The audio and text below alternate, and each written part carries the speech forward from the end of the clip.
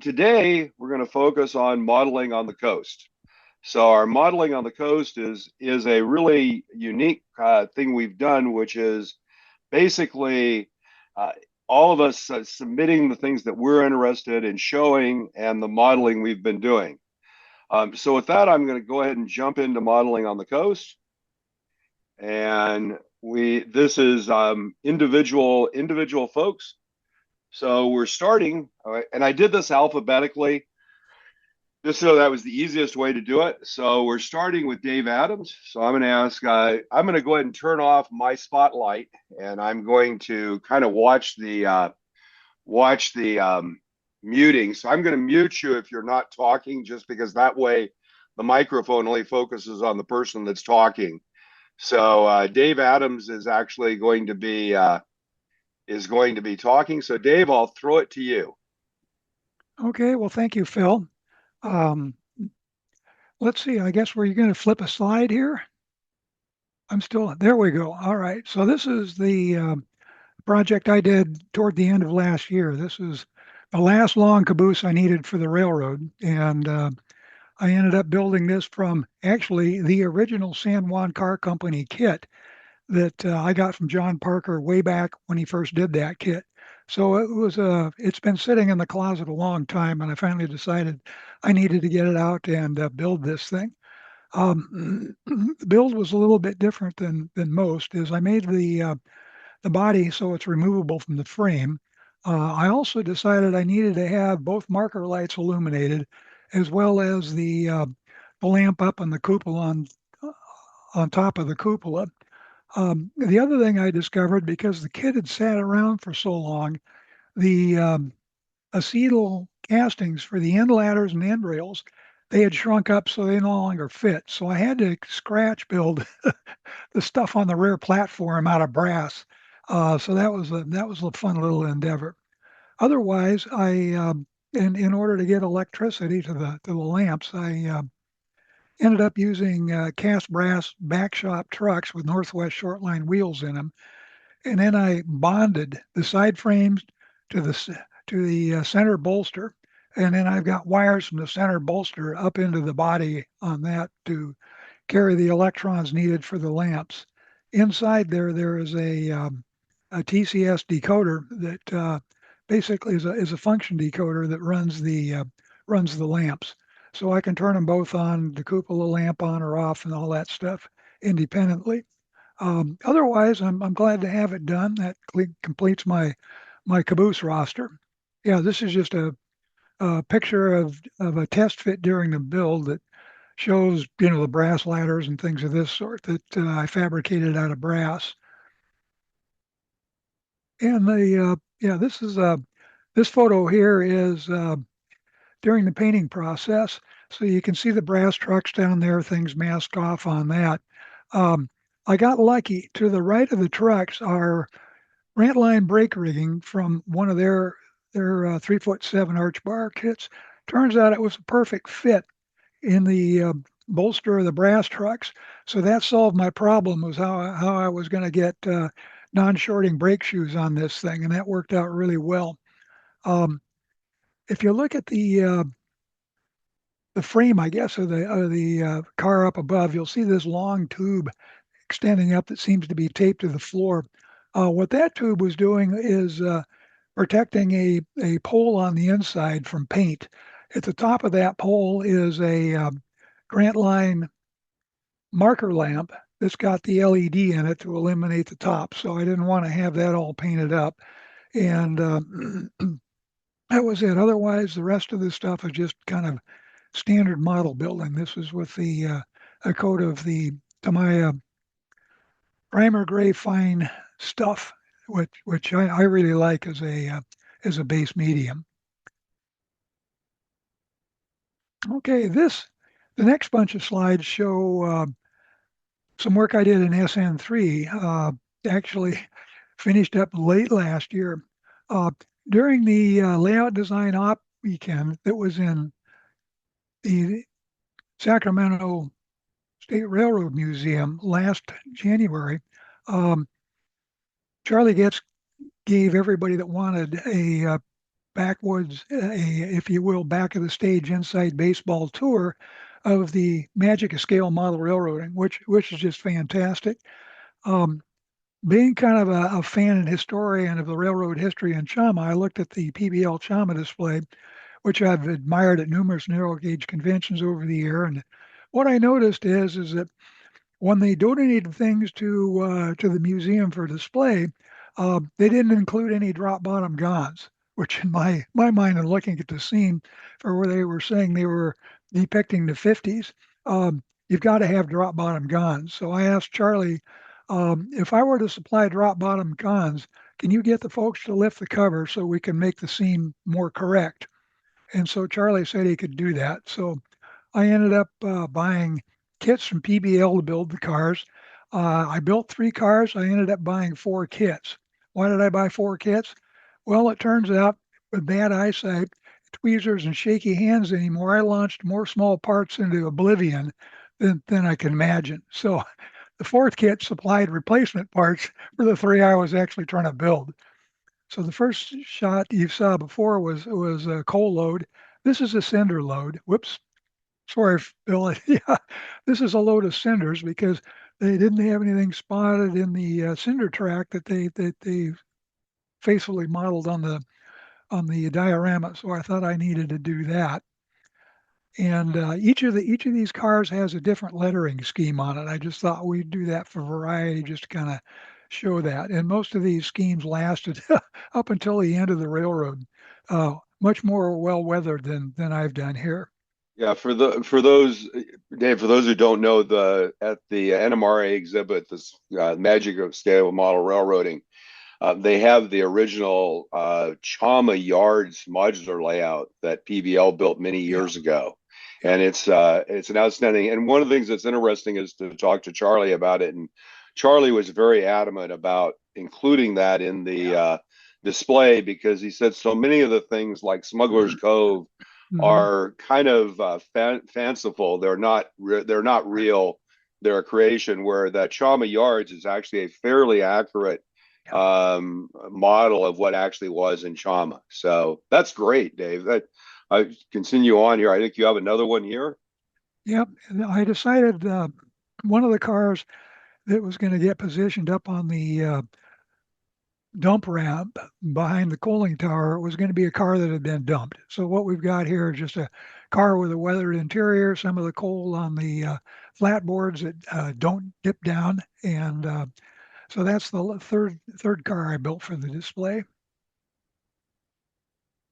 And this just shows the 3 cars lined up for painting. The holders were 3D printed by Jonathan Sauer, who's a fantastic modeler in his own right. He built 7 of these things. He hasn't gotten around to painting them yet.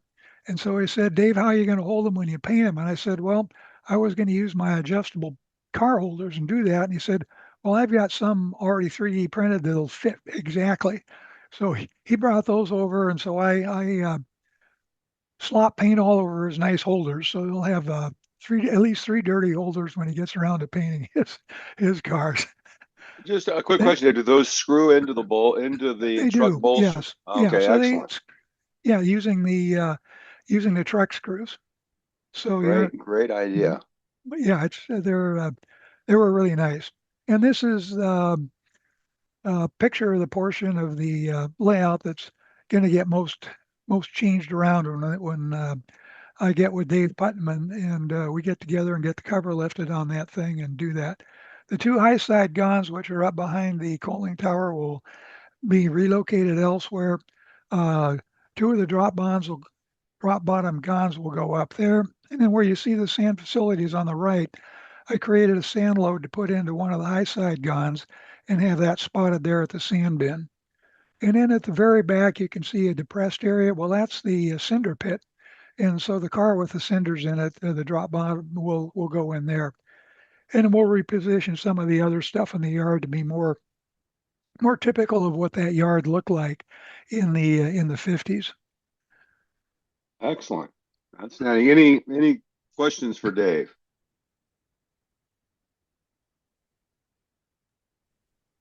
Very cool. And we'll all get Yeah, to I have see a them when we go. question.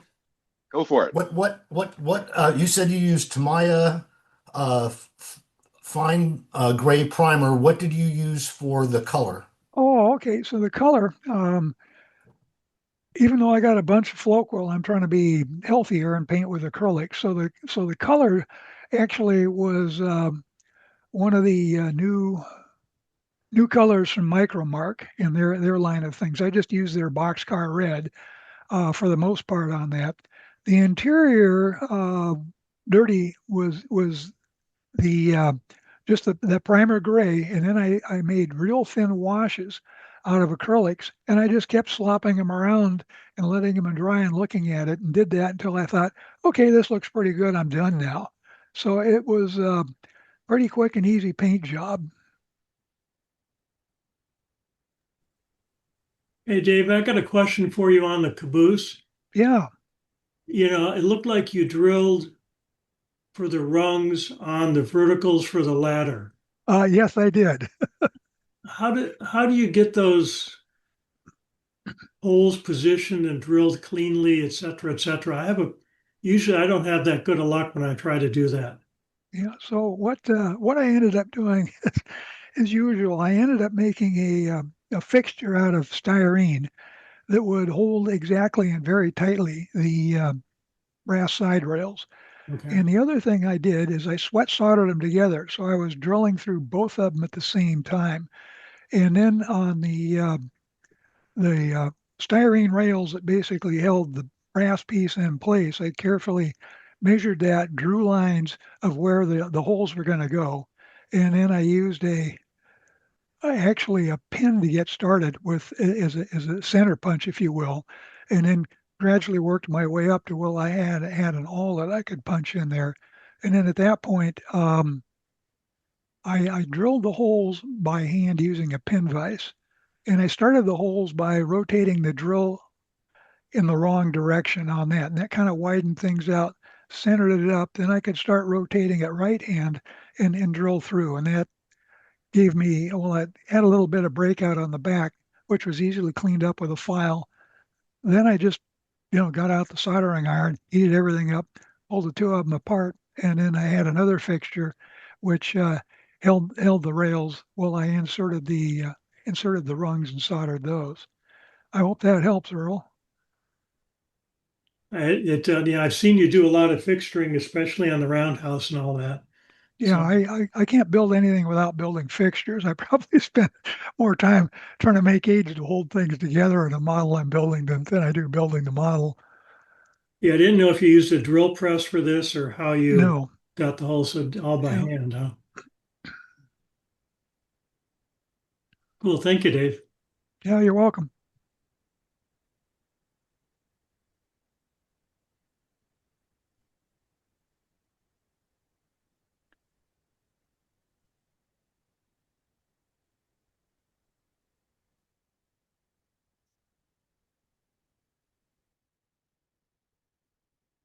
Bill, if you think you're talking, you're muted. I'm sorry, Jim Eckman. You're on. I apologize. I'm trying to be good and mute myself. That's okay. Go ahead. We're ready. Here we go. I'm ready. Okay, this is a actual YSL plan-based boxcar from an article in the Gazette. And this is actually built before there were any freight cars available for the Bachmann 0-30. In other words, the only thing that was available at the time were the 260, the passenger cars, and the cute little Porter. And this was designed to go with the Porter, of course. And this is also how I met Jim Long and all the rest of the YSL crowd, because I was the only person in the YSL group, or the original YSL group, that was already into 0-30. So a couple of special things on this car is I experimented with double scribing the siding. If you look at the siding really closely here, you can see that like there's one dark and one lighter line and things like that, because I basically deepened every other line. Because in reality, when you side box cars back in the 19th century, it's actually not, those aren't individual boards. It's a board with a groove down the center. So this was weathering was to show that basically these boards were still in place, but obviously they need to be painted again. And it's lettered for my South Pacific model railroad, which I was running at the time. And good show. This is the raw outside. This is totally scratch built, by the way, just using detailed parts and styrene. And it's got all the details on it. You can see we're at the brake end here, and the brake end's got all the nice stuff hanging off of it, and got all the brass bits and the moldings, things like that. Bottom's fully got everything in it. The original didn't have any air, of course, so neither does this one.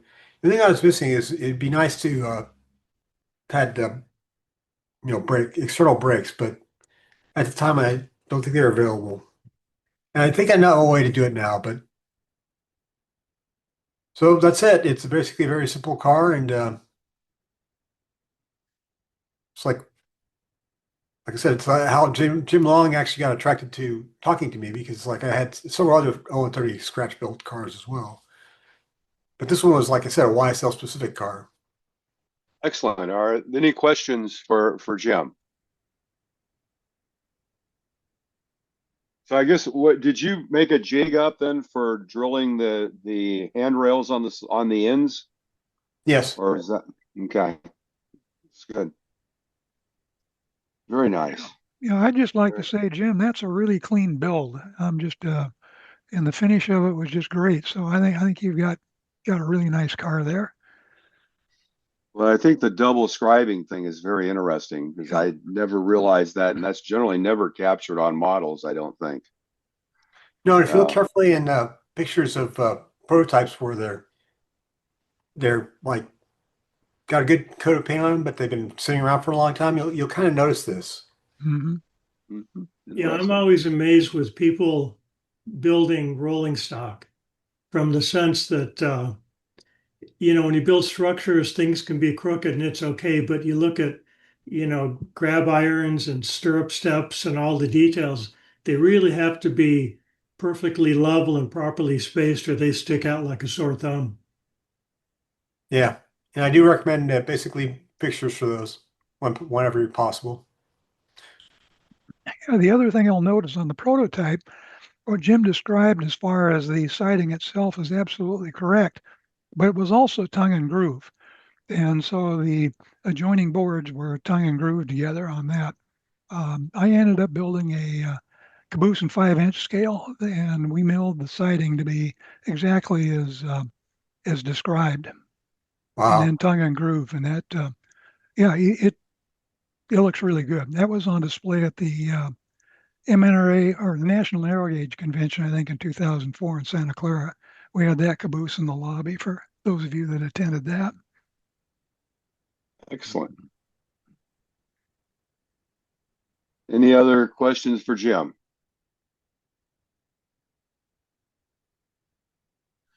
Well, next up is, quite frankly, me. So I will go ahead and spend a couple of minutes here and talk about a build that's not nearly as cool as those two, because it was actually a kit build. So back a couple of years ago on the New Tracks Wednesday meetup, Bill Banta actually did a build along of this warehouse kit. Because he did that on and went through details of how he was going to build it, I didn't put any details on building here. Those of you who haven't built what I'll call modern Banta kit, when I got into modeling back in about 2014, 15, I built a module and used some Banta kits. And at that time, the Banta kits were built the way kind of most kits were built, that you had a piece of siding that was laser cut, you glued those pieces of siding together, and that formed the building. What he's done with this kit is the actual building is an MDF. I think it's a very thin MDF box. So the MDF is laser cut and you glue it together to build basically the foundation of the building. Quite frankly, it only took me literally about an hour, not even maybe 45 minutes to put the basic building together. So it includes a floor that's here that goes all the way out and supports the front step. It includes the 4 walls, and you glue those together, and then it includes a separate wooden frame that you put on the bottom that's the foundation. Then what he's done is the siding here is actually glued on board by board. And it's actually, there's a bit of laser marking, so it's easy to keep things straight.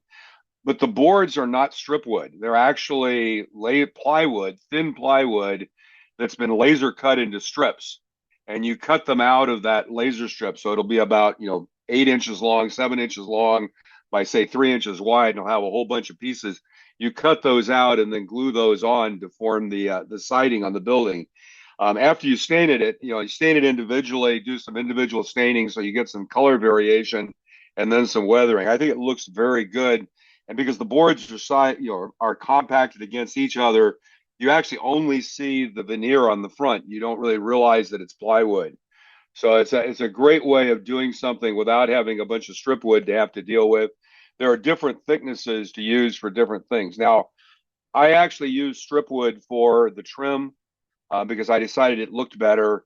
And I redid the porch. He had kind of braces that went back to the building, and I decided I wanted posts on the porch. So did that a little bit differently.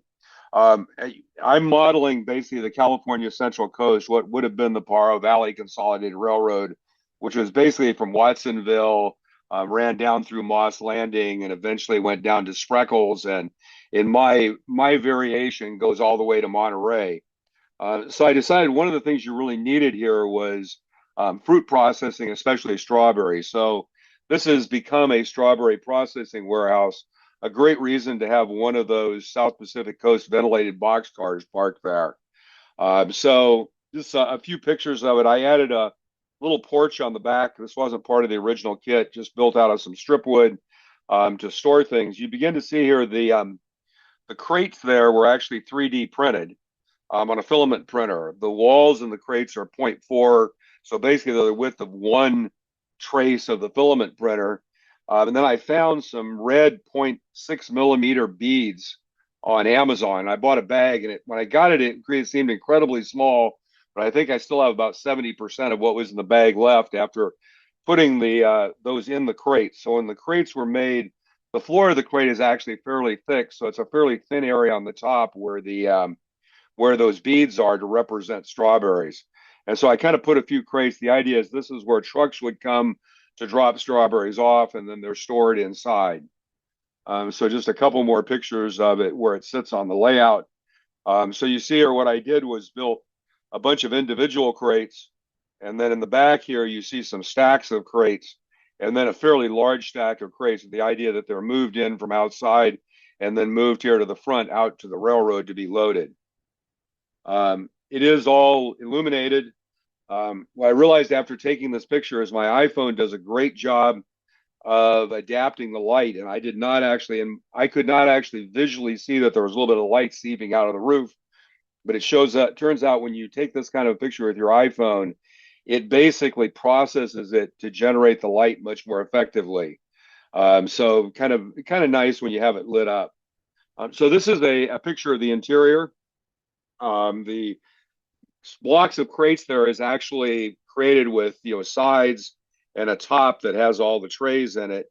It was all painted, and then it was filled with those beads, and they were just glued on with a little bit of diluted white glue and a little bit of spray water to distribute it.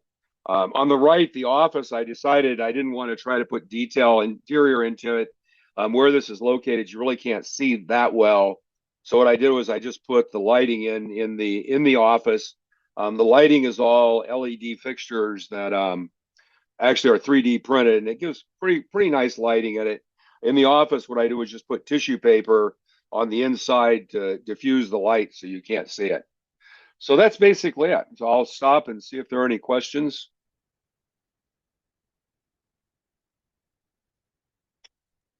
If not, I will move on to our next. Hey, Phil. So, Yes, the sir. one nice thing about the kit, it seems, they're putting foundations in kits again, because a lot of the Craftsman structure kits, everything sits on the ground. So it's kind of nice to see real foundations.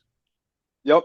It, and by the way, I heartily endorse Bill's kits. I think they're reasonably easy to build, and you get really nice results. And this new design, where you have the walls, and you can kind of see that in this picture, the interior, the MDF wall, and then the outside, that not strip wood but laser cut strips on.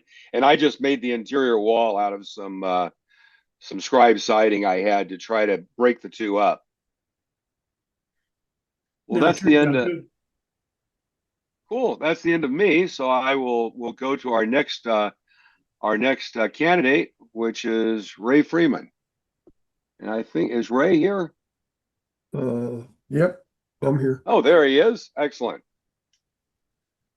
So Ray, here we go. I hope I have these in a good order for Ray, because I was trying to figure out the best way. So I started with your switching list, Ray, so you can go ahead and go from there. Yeah, so what I was going to show is I built this switching layout um, so that I'd have something to play with while I worked on my main layout, which seems to be a real slog. Um, so anyway, what this shows is it's an HO scale. The location is based on some industries in Sanford, North Carolina, which is my wife's hometown. And what these images show is over on the right is basically where the engine house is, although there's no engine house. There's a couple of industries here, uh, gun planing mill and the Lee County Cotton Oil Company. Then moving over here, we've got this picture right here. If everybody can see it, is an actual picture of MacIver's store. But I had this little building I got at a swap meet, and I thought I'd throw that in here. So this is basically a grocery store.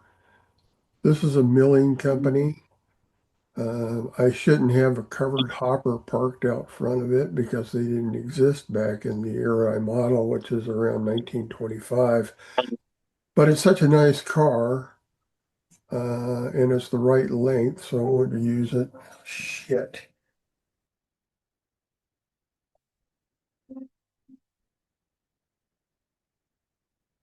Sorry. Of course, I get a phone call exactly the wrong time. So I got a reefer sitting out in front. You can see there's a team track out front. Phil, can you get back to that first slide for a moment? Yeah, so basically, it's a 7.5 foot long uh, footprint.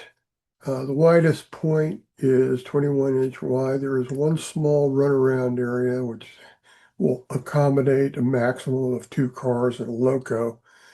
And all of my cars are 40 feet or less. So I've got an interchange track that has 5 spots, a freight house with 3. There's 7 industries that have a total of 10 spots, and then the team track. And at the moment, I have 14 cars on the layout, which I think is the maximum to make it usable. And here's a switch list, which I put together with a spreadsheet, just a simple Excel spreadsheet. So the instructions here is just go get the engine and then spot cars versus the switch list and take it back to the shed. So this is where cars are to be picked up. Here's the car, descriptions, where it goes. This is for my own information, the dimensions on the car, so that's not particularly important. Here are the pickups. Here are things that are holds. They aren't moved around other than they might be in the way and you have to do a little shuffling. So it takes about an hour and a half to go through this switch list. So let's move forward, Phil. Thanks. Yeah, this car is just, that B&O car is just sitting there. This is the Ironworks. It's just a box with a brick building model on it. Again, this is temporary. This is one of the industries that has two spots on it. You can see this is part of the interchange track. This is the rest of the interchange track. Can you guys see my mouse on the screen? Maybe No, not. you can't see it. I can here. This is Okay. so is this the interchange is here in the Yeah, it's front? right up in front. Right. That poultry car is on it, and then there's this red car over by. This is the freight house over here at the far left. Other industries. This is a furniture company. This is a textile mill, and if you look just below the covered hopper. This track right here is part of the runaround. Right. So this is the runaround right here. This Yeah, is one these end of the two, runaround. Yep. that track and the one right below it are the runarounds. So it's a little bit intricate because there's not a whole lot of room. It's designed to be a switching puzzle. So, uh, but it'll keep you busy for a good little while.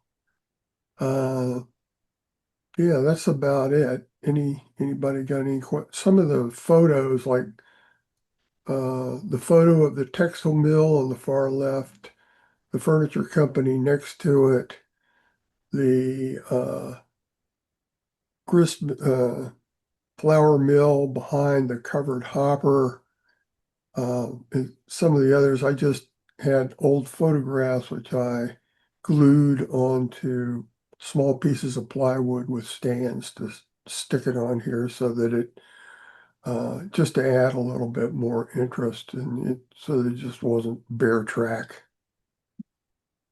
I think This this is is a where I great hook up the power. it's a great concept to actually get part of your layout running quickly while you build the rest. I think that's a great concept. Um, Keeps you from having 3 or 4 years of nothing happening except building. Yeah, just very quickly, the photograph behind the freight house there is the textile mill. And if you look down below, this is part of my main layout where this wedge is, it says number 10. That is the location where the textile mill will go. Just to relate the switching layout to the main layout. That's what I got. Well, here I've got some slides of your main layout as well. Oh, okay. I didn't know whether you'd want to do that or not, but Yeah, I at put them any in. rate, They're there. It's cool. But basically you've got tell us a little bit about what you're building there, and then you got a few pictures of kind of where you are progress wise. sure. Well, I presented, the design at the LDOPSIG meet up in Rohnert Park a while back, a couple of years ago. So anyway, I've got a 17 by 11 room, which also has to serve as my home office, and which presents a few problems. If you look behind me on the screen where I'm showing up, you can see some of the shells, and that line of wood you can see right about at my head level is the main deck, part of the main deck. And you can see I got all kinds of stuff crammed in here. There's like bookshelves under here. There's a bunch of file cabinets. There's a table with a printer. Uh, there's just a lot of stuff. So one of the things that I felt like I had to do was to build this thing in modules, which are lift out, just in case that there's some kind of electrical problem or something like that. And So the finished layout is in a G shape.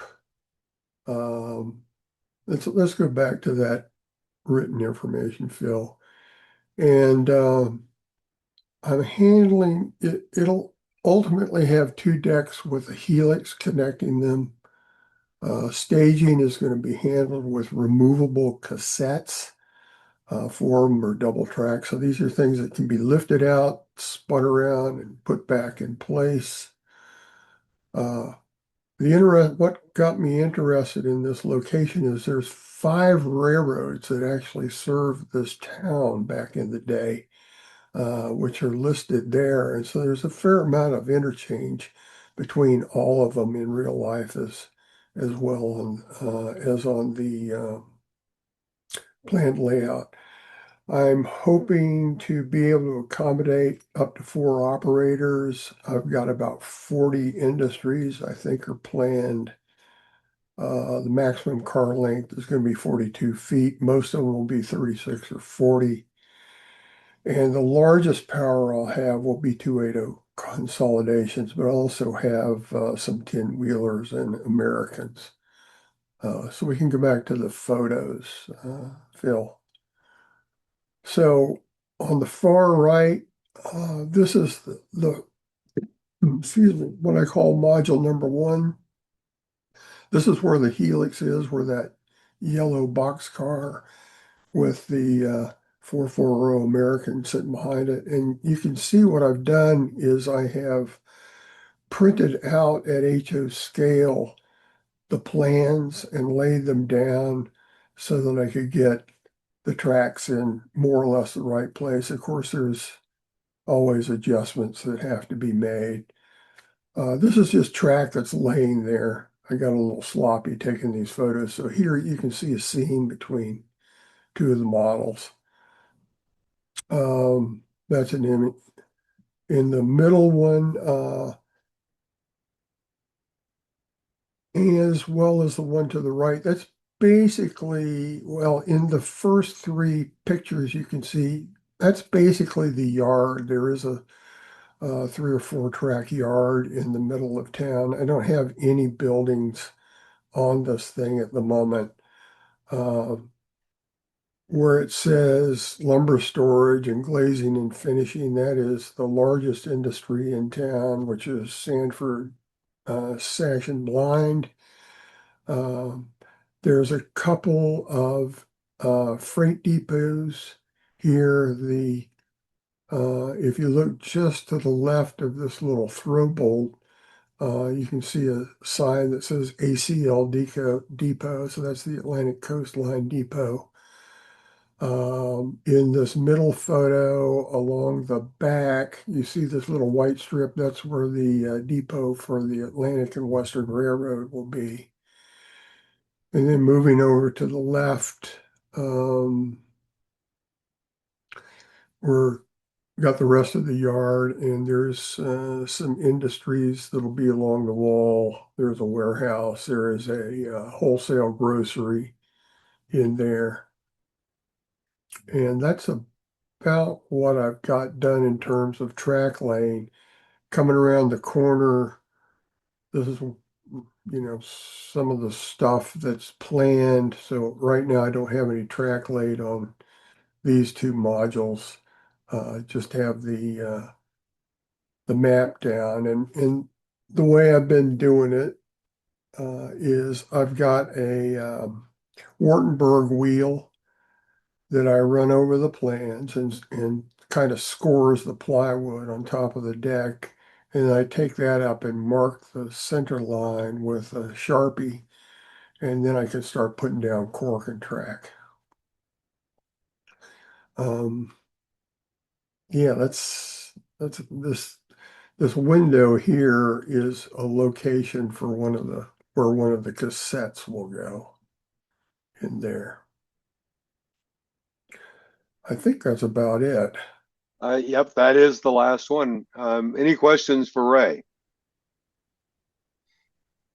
I like the idea. How did you print out your paper that you laid on the layout with your track plan on it, and how did you kind of generate that, just out of curiosity?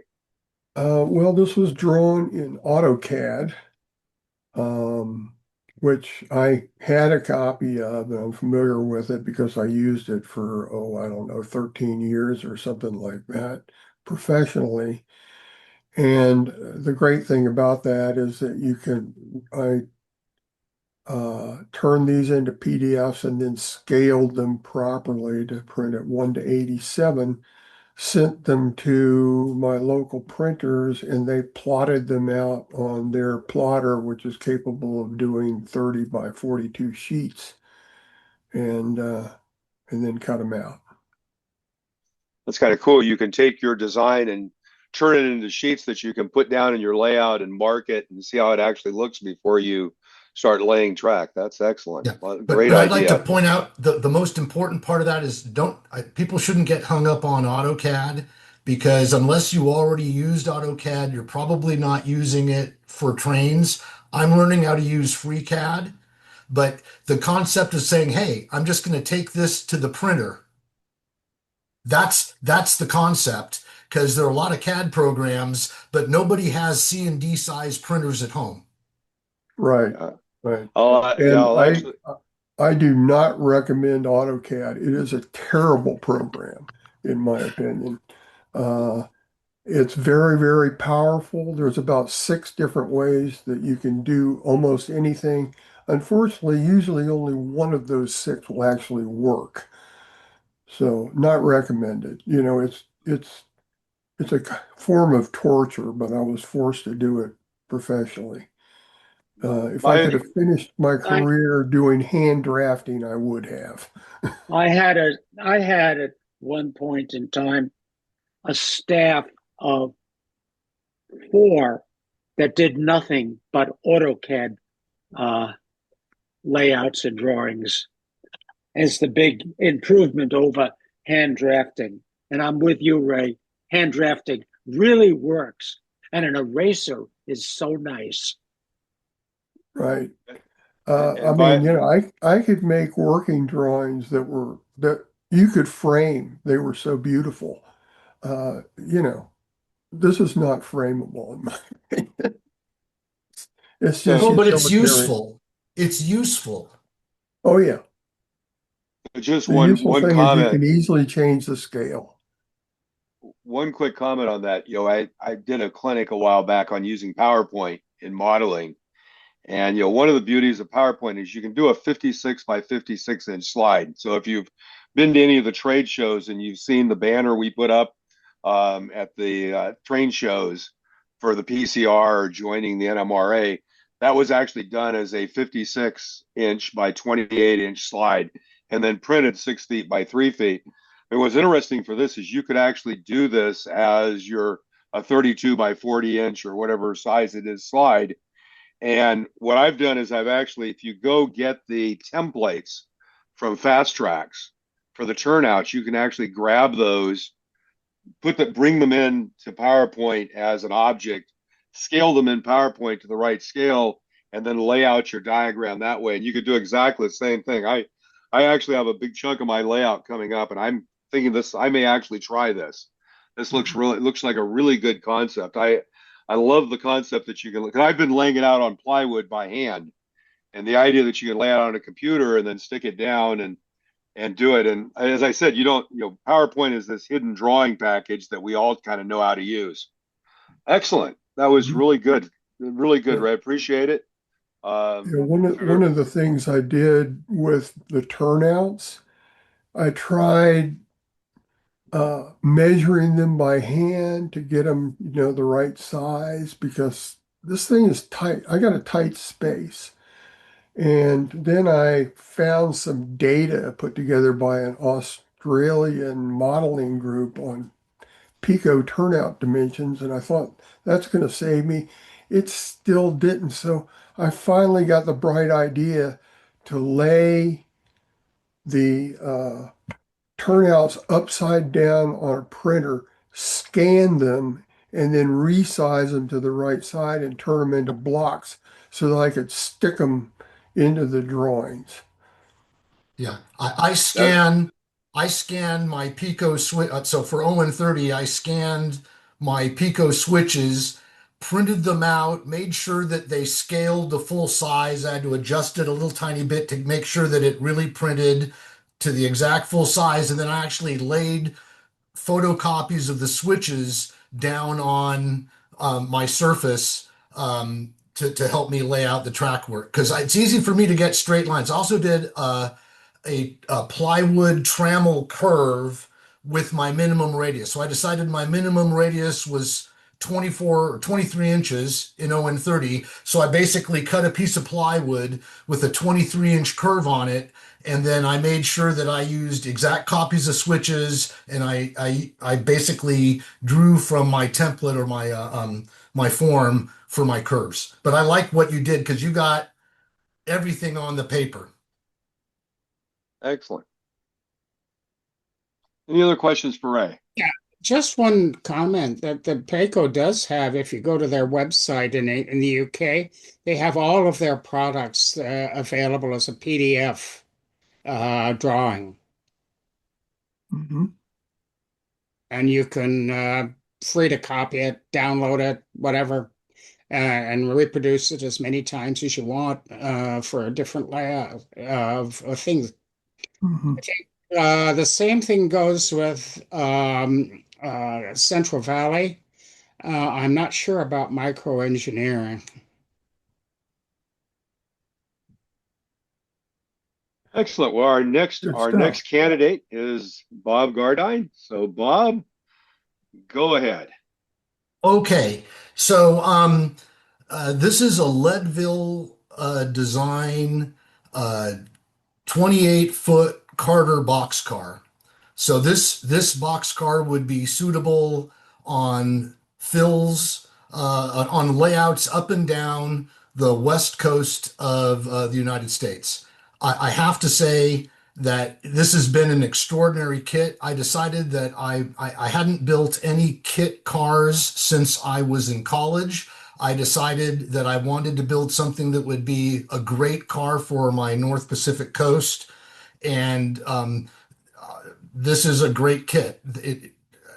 So basically, I'm at the point where I'm getting out of my comfort zone as to what I do well. I've always been good at putting basic wooden kits together with parts. I never really did much painting or weathering. And so one of the things that I'm doing right now is trying to understand, what do I do next in what order?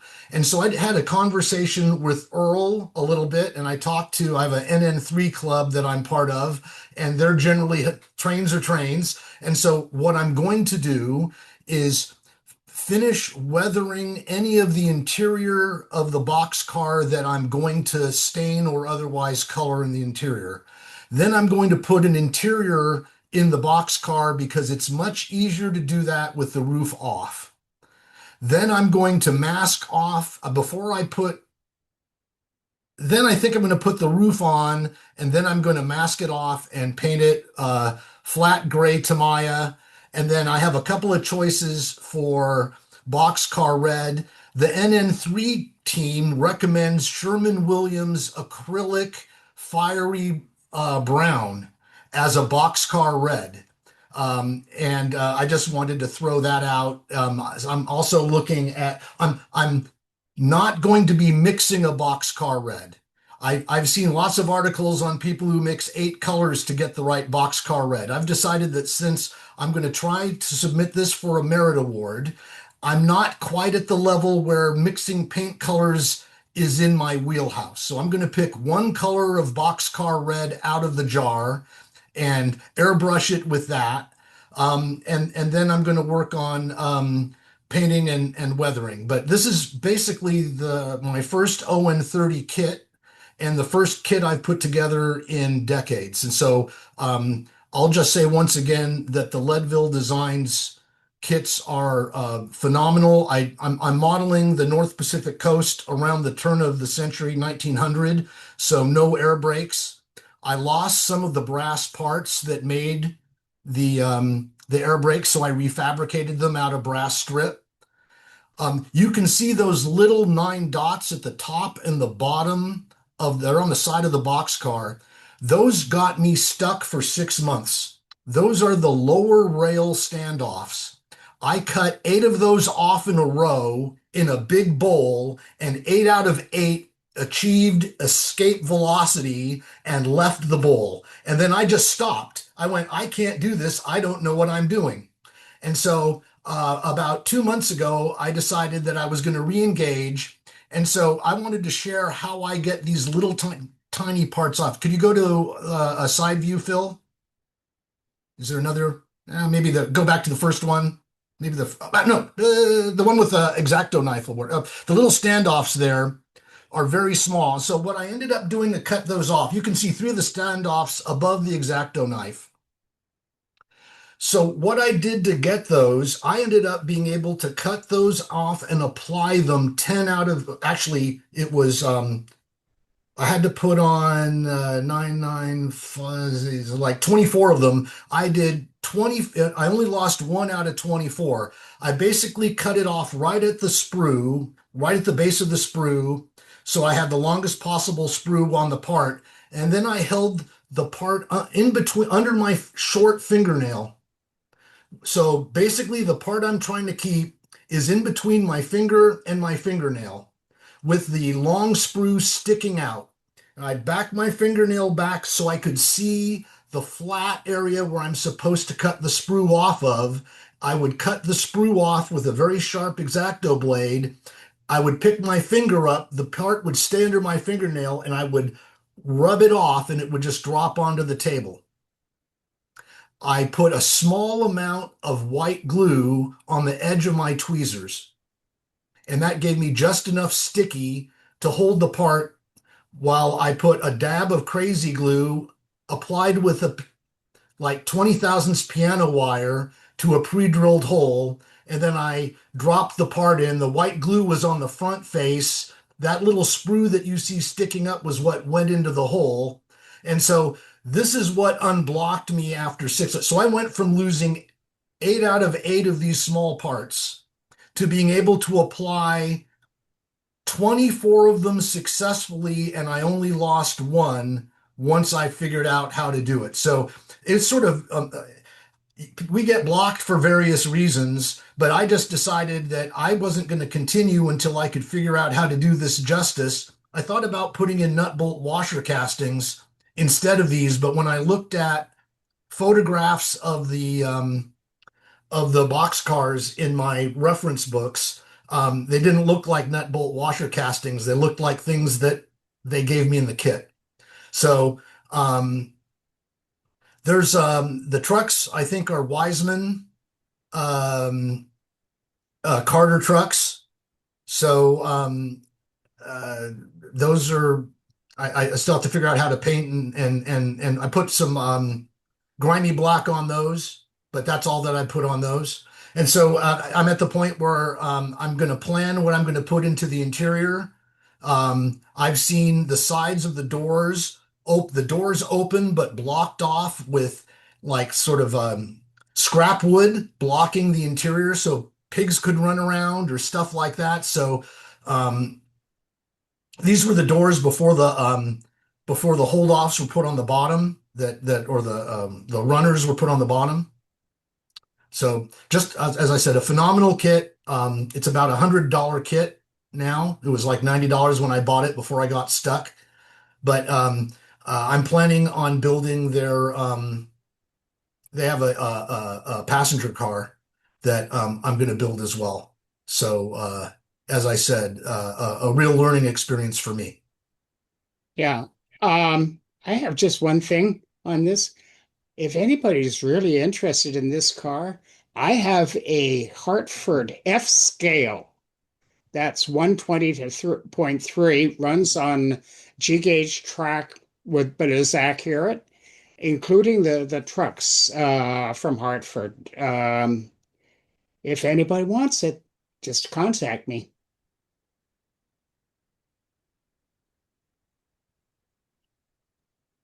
So that's about it for what I've been working on that.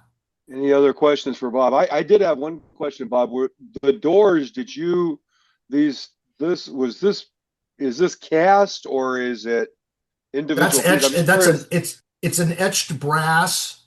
The entire kit came with a large set of etched brass parts. And so the door screens are etched brass. So these are wood and these are etched brass. Right. So there's a two, that's basically, they're either 2 or 3 parts where there's a wood front and an etched brass back. Excellent. Outstanding. This is great because, in all the modeling and stuff we've seen in the Coast Division for the past X years, there's been very few people out building or building rolling stock and detail kits. So this is really great to see some true modelers kind of emerging from Coast Division and not just being a bunch of ops guys. Yeah, and this inspires me because I need to scratch build an ON30 passenger car train, right? And so this is because nobody makes, other than the box car, which is great. There's not a whole lot of North Pacific Coast equipment that's available. Bachmann makes ON30 stuff, but they don't make anybody's specific ON30 stuff, and they don't make anything with that really translates to North Pacific Coast. So I saw this as an opportunity to do a craftsman kit that was about at the level of what I would do if I was scratch building, so that I could develop the techniques. Like I learned how to put on small parts that completely mystified me. Everything else I could do, but I learned how to handle small parts. So, which is ironic because I'm also playing with NN3, and NN3 doesn't have parts as small as ON30. Yeah.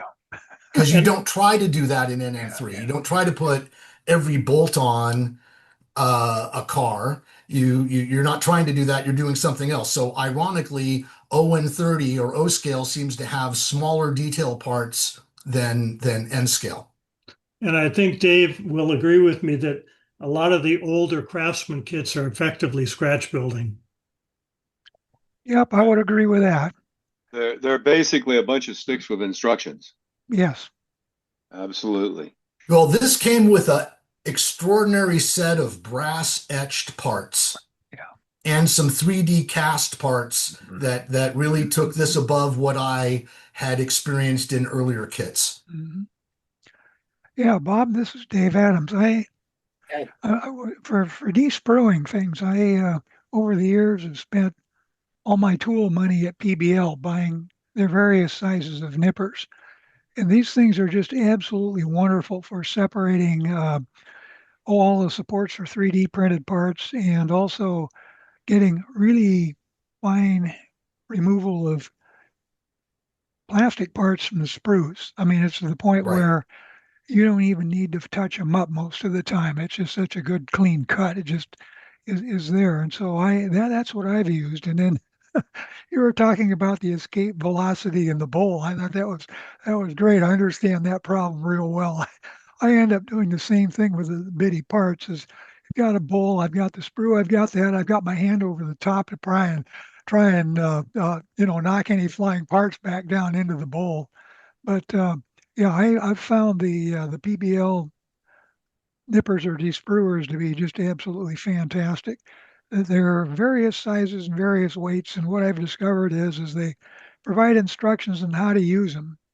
And if you don't follow them, you destroy a really nice tool in really short order. So after trying to cut brass wire with them and a few things that they say do not do this, and then having to buy another tool, I did that. But otherwise, those things they're in my tool rack, and they're one of my really go-to items for despruing anything.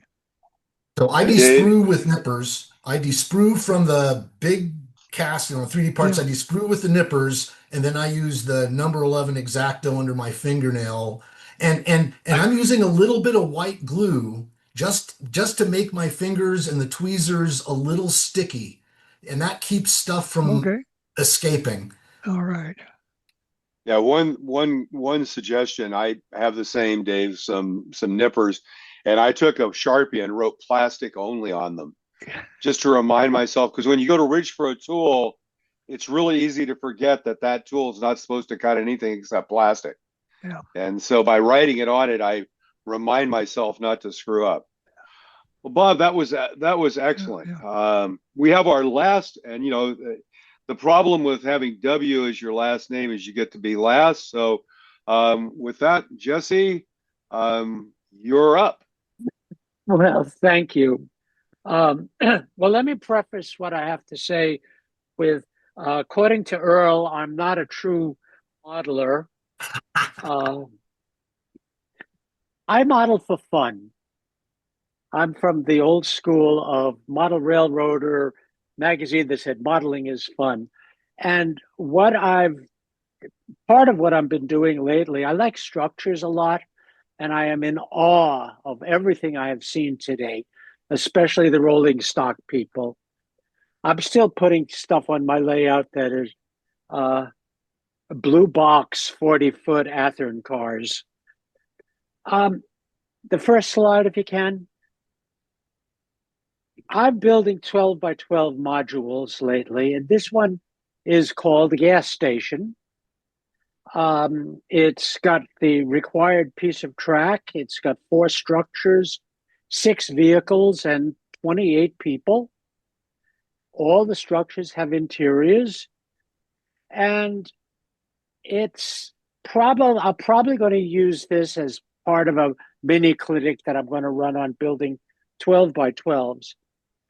This is an almost finished module. It has a lot of cleanup to do. The painting is a little raggedy in spots. But today I want to look at the big building in the back here. And that is, and I don't think you can see my pointer, it's the red, there you go. It's Kelly's Bar. The next slide. Anybody who modeled HO and ever looked in the catalog or wherever, everybody's seen Kelly's Bar. It's design preservation models. It starts with, it's about $20 today, which amazes me because I never spent that much.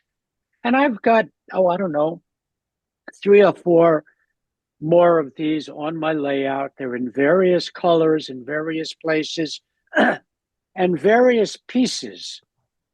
Because part of my philosophy here is I believe there's at least 2 and maybe 3 models in every model box.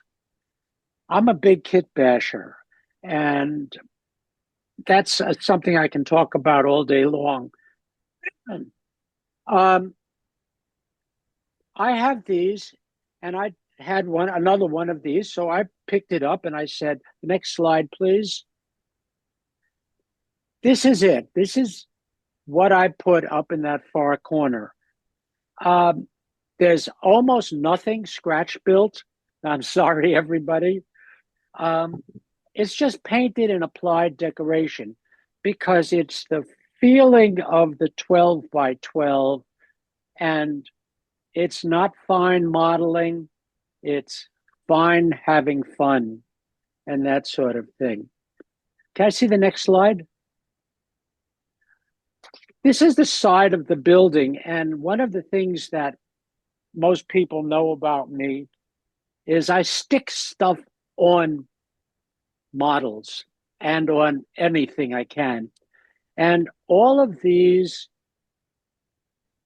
that you see on the side of the building, I got off the internet, do a search, and no, I have no idea. I do know actually what La Milonga is. It's a Brazilian dance that, like the tango, but has a really wonderful sign.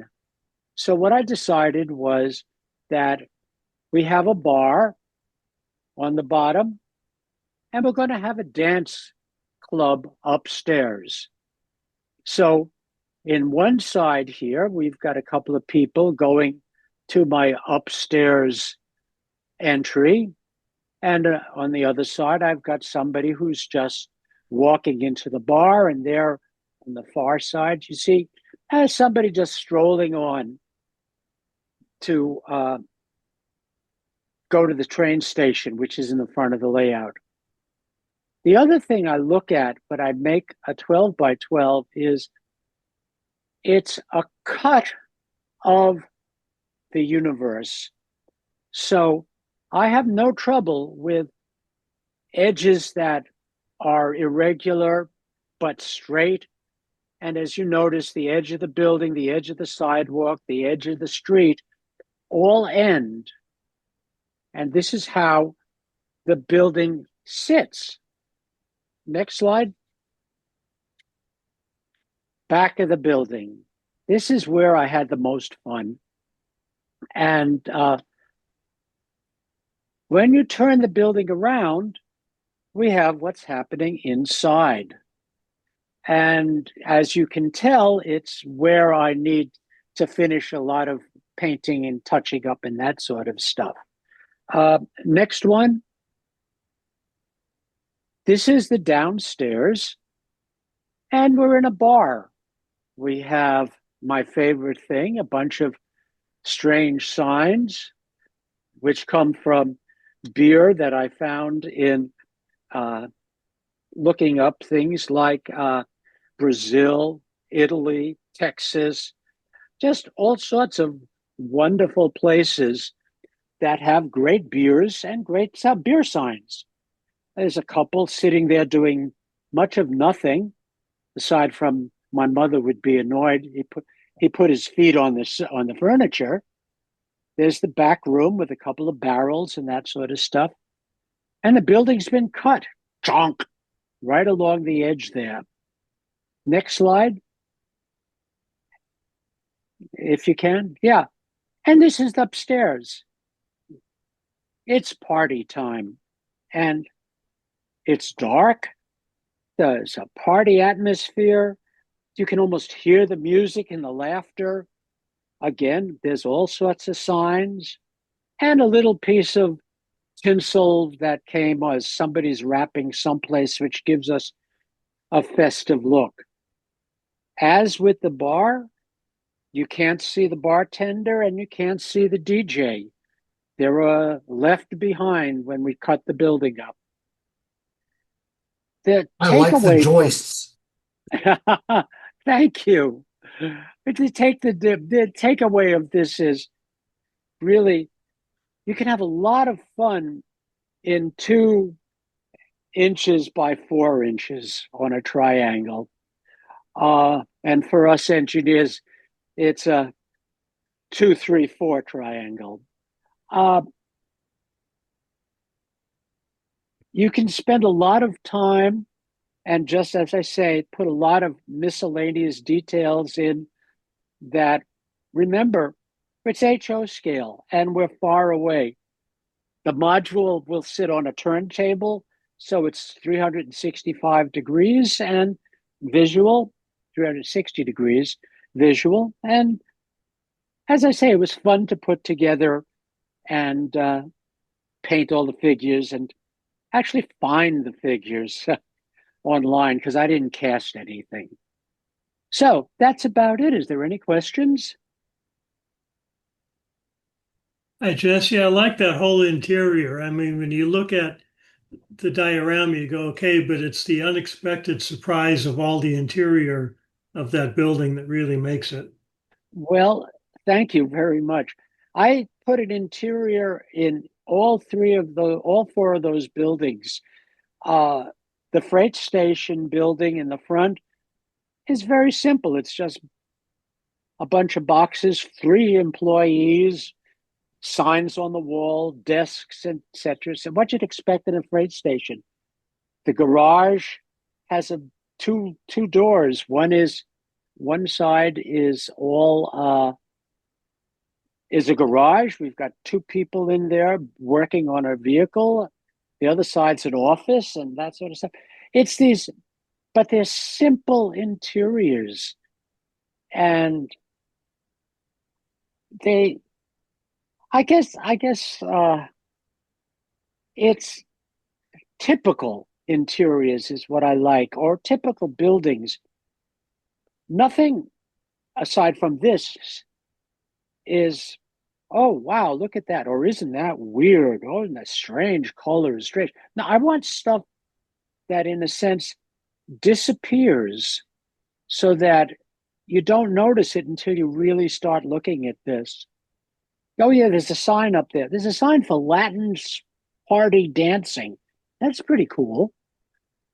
The line dancing. Jesse, one quick question. The figures, how did Yeah. you get the figures that you've used there? One of the advantages sometime of buying a bag of 100 Chinese HO figures is you never can tell what you're going to find in the bag. I think people are very important to, a model railroad scene. It's sort of like, somebody once told me, if you look at a railroad track, what do you see?